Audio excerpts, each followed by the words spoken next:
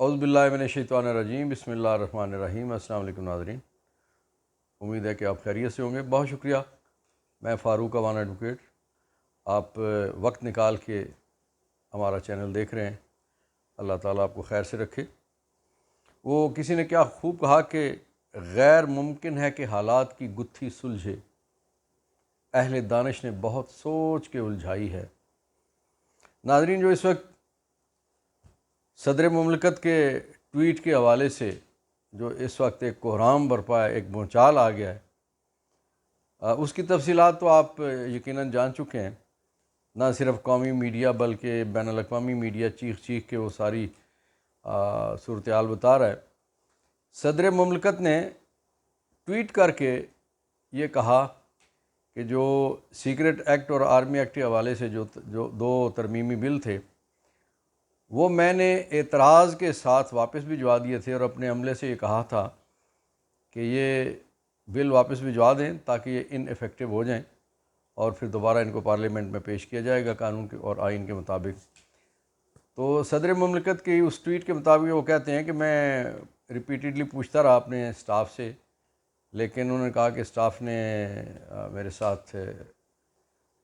صحیح نہیں کیا، ناانصافی کی، زیادتی کی، اور انہوں نے مجھے یہ ریپیٹیڈلی مجھے بتایا جاتا رہا کہ بل ہم نے واپس بھیج دیے۔ اب ہوا کیا؟ ہوا یہ کہ سائفر والے معاملے پہ پی ڈی ایم کی گورنمنٹ کئی مہینوں سے، جب سے سائفر کا معاملہ آیا تھا، پہلے وہ جھوٹ بولتے رہے سائفر ہے ہی کوئی نہیں۔ پھر جب یہ چیزیں ساری نیشنل سیکیورٹی کونسل میں بھی چیزیں آئیں، اور پھر جب پرائم منسٹر عمران خان تھے اس وقت بھی، اور اس کے بعد جب پی ڈی ایم کا پرائم منسٹر تھا تو تب بھی یہ چیزیں اجلاسوں میں آئیں، اور کہا کہ سائفر تو ہے لیکن سازش نہیں ہوئی ہے، مداخلت ہوئی ہے۔ اور پھر بالآخر جب تھک ہار گئے، ساری جگہوں سے شرمندگی ہوئی، تو انہوں نے ایک ایسا قانون جس میں عمران خان صاحب کو، باقی چونکہ 200 کے قریب جو مقدمات ہیں ان میں سے ایک مقدمہ بھی اس قابل نہیں ہے کہ عمران خان صاحب کو سزا دی جا سکے، تو انہوں نے پھر توشہ خانہ میں سزا، ظاہر ہے وہ بھی انہیں پتہ تھا کہ اس قسم کی بھونڈی اور ایسی چھوٹی ایک سازش چھوٹے انداز میں کی گئی ہے کہ وہ مقدمہ برقرار نہیں رہ سکے گا، اس کی سزا بھی ختم ہو جائے گی اور اس سے پہلے ضمانت بھی ہو جائے گی خان صاحب کی۔ تو پھر وہ ایک اور اس میں پلاننگ کی گئی کہ کس انداز سے عمران خان صاحب کو اندر رکھنے کے لیے کیا کارروائی کی جائے۔ تو اس حوالے سے پھر انہوں نے ایک آرمی ایکٹ اور سیکرٹ ایکٹ میں ترامیم کرتے ہوئے جو بل انہوں نے پارلیمنٹ نے ان پہ بہت اعتراض کیا تھا، پوری قوم نے اعتراض کیا، پوری دنیا نے اعتراض کیا، سول سوسائٹی نے، وکلاء تنظیموں نے اعتراض کیا اس پہ۔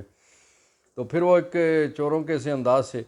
وہ بل صدر صاحب کے پاس لائے گئے، صدر صاحب نے انہیں مسترد کرتے ہوئے واپس کر دیا۔ تو وہ انہیں روک کے رکھا گیا ایک سازش کے تحت، اور پھر عین جب وہ گرفتاریاں ہو گئیں، عمران خان صاحب کو گرفتار کیا، شاہ محمود قریشی صاحب کو گرفتار کیا، اور اسد عمر صاحب کو گرفتار کیا، اور یہ بتایا گیا کہ جناب یہ بل فلاں تاریخ کو قانون بن گیا تھا اور اس کے مطابق یہ ایف آئی آر درج کر لی گئی۔ اب یہ ہے کہ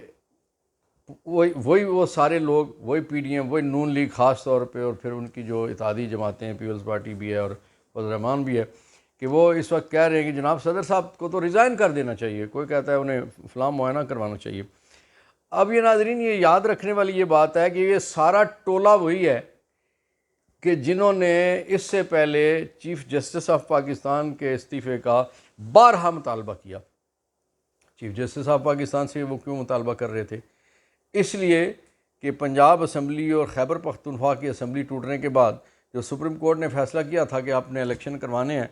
انہوں نے اسمبلی میں کھڑے ہو کے وزیر دفاع نے، اس وقت کا جو وزیر دفاع تھا اس نے بھی، اس وقت وزیر اعظم نے، وزیر اطلاعات نے، اور سب نے باری باری یہ کہا کہ ہم نے سپریم کورٹ کا کوئی فیصلہ نہیں ماننا جو ہماری مرضی کے خلاف ہوگا،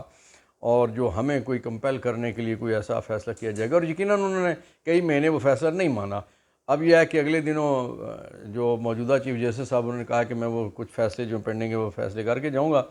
تو اب دیکھتے ہیں کہ ان کا نتیجہ کیا نکلتا ہے۔ لیکن یہ ہے کہ یہ یاد رکھنے والی بات ہے کہ جس انداز سے کہ جی فل بینچ بنائیں، یہ کریں وہ کریں، اب وہ چیف جسٹس صاحب نے بڑے زبردست انداز سے اب انہوں نے یہ کہا کہ کسی کی خواہش پہ فل بینچ نہیں بنایا جا سکتا. دوسری بات یہ ہے کہ بہت سارے ججز جو تھے انہوں نے اپنے آپ کو معاملات سے الگ کر لیا تھا, تو اس لیے فل بینچ بن بھی نہیں سکتا تھا. پھر یہ ہے کہ آیا گلی محلے والے اٹھ کے کہیں گے یا کوئی سائل اٹھ کے کہے گا کہ یہ بینچ ہونا چاہیے اور یہ بینچ نہیں ہونا چاہیے, ایسی صورتحال مناسب نہیں ہے. تو چیف جسٹس صاحب کے خلاف ایک پوری کیمپین تاہم کہ اب ان کا اگلے مہینے ان کے ٹینیور ختم ہو رہا ہے, تو اب وہ چیزیں تھوڑی سی ہلکی ہوئی ہیں, لیکن وہ پورا ان کا جو لفافی میڈیا تھا وہ بھی, اور پھر وہ باقی جو ان کا قوالی کرنے والے جتنے بھی تھے وہ سارے یہ کہتے پھرتے تھے کہ چیف جسٹس صاحب کو استعفیٰ دے دینا چاہیے. اب اس پورے نظام میں دو شخصیات ہیں, دو عہدے ہیں, چیف جسٹس آف پاکستان اور صدر مملکت, کہ جو ان کے راستے کی ہڈی کہہ لیں, ان کے راستے کا پتھر کہہ لیں, ان کے راستے کی رکاوٹ کہہ لیں, کہ باقی تو سارے انہوں نے فتح کر لیے, باقی سب انہوں نے رام کر لیے. اب یہ دو جگہیں ہیں کہ جہاں پہ ان کو انہوں نے رام نہ کر سکے, خرید نہیں سکے, فتح نہیں کر سکے, توڑ نہیں سکے. تو اب جو چیف جسٹس صاحب کے لیے, اب آپ کو پتہ ہے نا کہ رانا ثناء اللہ نے کس انداز سے کہا, اور پھر باقی لوگوں نے بھی کہا کہ جی ہم نے تو بس سارا وہ ہو گیا ہے کہ زیرو رسک ہمارے لیے ہو گیا, ہمیں اب وہ ضمانت کی گارنٹی بھی نواز شریف کی مل گئی ہے, اس لیے نواز شریف واپس آئیں گے اور وہ قیادت کریں گے انتخابی مہم کی, اور پھر وہ جب واپس آئیں گے تو ظاہر ہے انتخابات کے حوالے سے وہ ٹائم کا فیصلہ جو ہے وہ انہوں نے سب نے مل کے کرنا ہے کہ کب الیکشن کروانا ہے. تو اب یہ ہے کہ آخری جو اس وقت, چونکہ صدر صاحب کا بھی جو اختتام ہے ٹینیور کا وہ اگلے مہینے میں ہے, اب چونکہ اسمبلیاں موجود نہیں ہیں تو انہیں خطرہ یہ ہے کہ صدر صاحب نے اس کو جاری رکھنا ہے سلسلے کو. اب جو ایک ترتیب بنائی جا رہی تھی کہ آپ کے علم ہے کہ وزیر اعظم پاکستان نگران وزیر اعظم کون بنا, آخری دن تک راجہ ریاض اور شہباز شریف کے علم میں نہیں تھا کہ کون بندہ نگران وزیر اعظم بن رہا ہے. جو میٹنگز ہو رہی تھیں بڑوں کے درمیان, بڑوں سے مراد یہ ہے کہ پی ڈی ایم والے بھی اور ان کی جو اتحادی جماعتیں تھیں وہ سارے یہ اپنے اپنے نام ڈال رہے تھے, اور پھر اینڈ پہ آ کے راجہ ریاض نے جیب سے ایک پرچی نکالی, اس نے کہا یہ نام حضور بتایا گیا. شہباز شریف نے کہا اچھا یہ نام ہے, بس ٹھیک ہے چلو اسی پہ اتفاق کر لیتے. اس کے بعد جو نگران کابینہ بنی, وہ جو نام آیا وہ باپ پارٹی سے تھا, باپ پارٹی کے حوالے سے اس کا ماضی کیا ہے آپ جانتے ہیں. پھر جو نگران کابینہ میں جو سب سے امپارٹنٹ عہدہ ہوتا ہے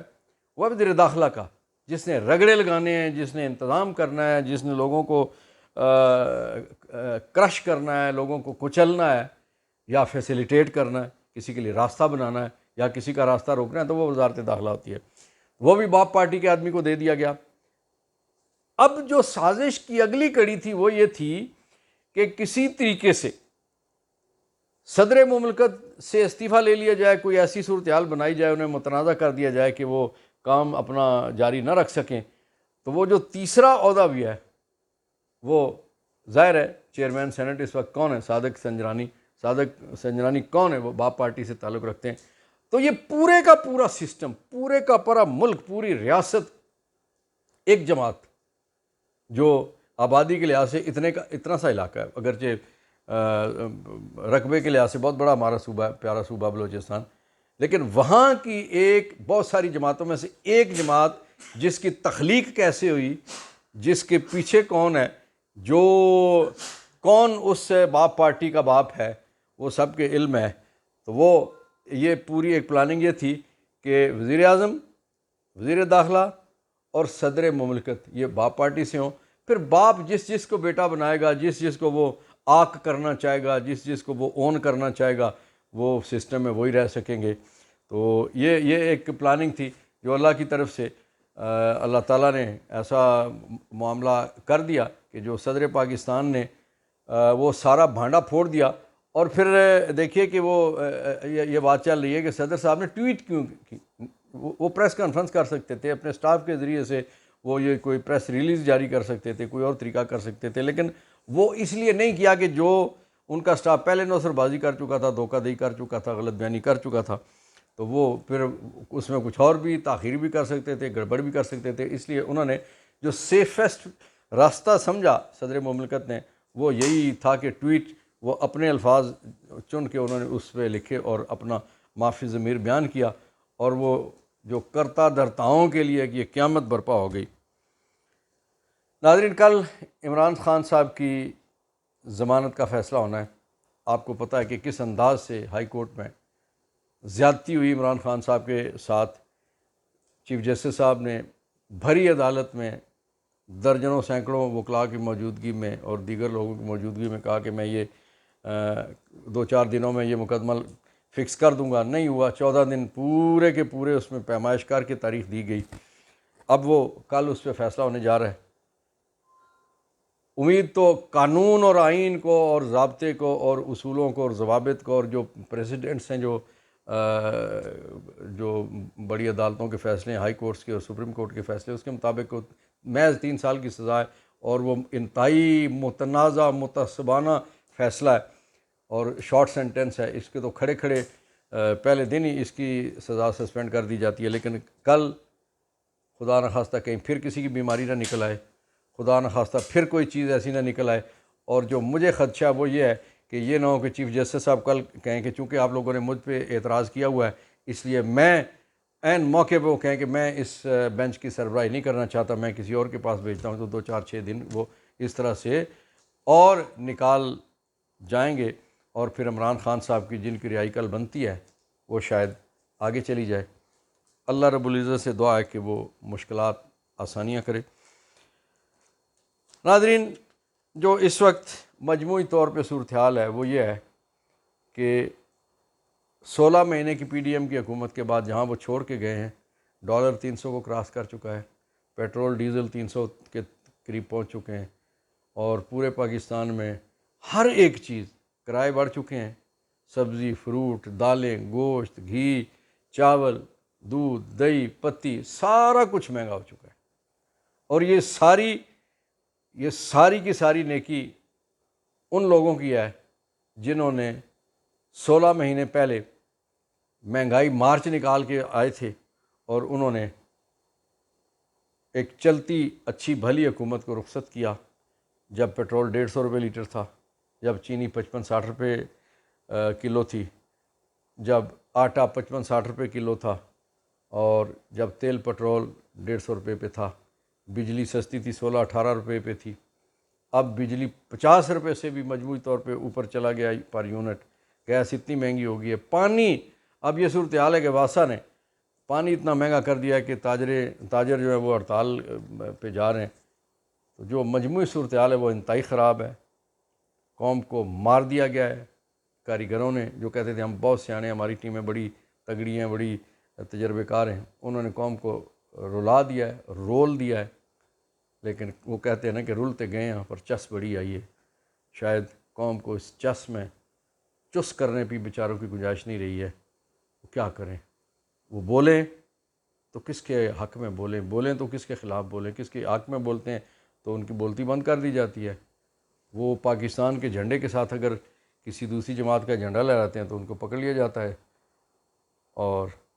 کاریگروں نے خود پی ٹی ایم کا جلسہ اسلام آباد میں کروا کے تو وردی کے خلاف نعرے لگوا دیے۔ یہ خوبی ہے جاتی پی ڈی ایم کی حکومت کی کہ انہوں نے پی ٹی ایم کو اپنے ساتھ ملایا ہوا تھا، اور اس پی ٹی ایم نے اسلام آباد میں آ کے ہماری پیاری فورسز کے خلاف نعرے لگا دیے ہیں، جو یقیناً بہت بری بات ہے۔ لیکن یہ پورا انتظام کر کے ایسا کیا گیا کیونکہ منظر تبدیل کرنا ہے۔ کون سا منظر؟ سیاسی منظر، ایک ایسا منظر، ایک ایسا مکروہ اور کبھی ایک منظر لانے کی کوشش کی جا رہی ہے کہ جہاں نہ آئین ہو، نہ ضابطہ ہو، نہ قانون ہو، ایک جبر کی اور ایک ظلم کی ایک داستان ہو، ایک ایسی ریاست ہو کہ جس میں کوئی پوچھنے والا نہ ہو۔ لیکن یاد رکھنے والی بات ہے کہ پوچھنے والی ذات اوپر بیٹھی ہوئی ہے، وہ کہتی ہے کہ مکروا و مکر اللہ واللہ خیر الماکرین۔ ایک ترکیب تمہاری ہے، ایک ترکیب میری ہے۔ رب فرماتے ہیں کہ جو میری ترکیب ہے وہ سب سے افضل اور سب سے اعلیٰ اور برتر ہوتی ہے۔ پاکستان پائندہ باد۔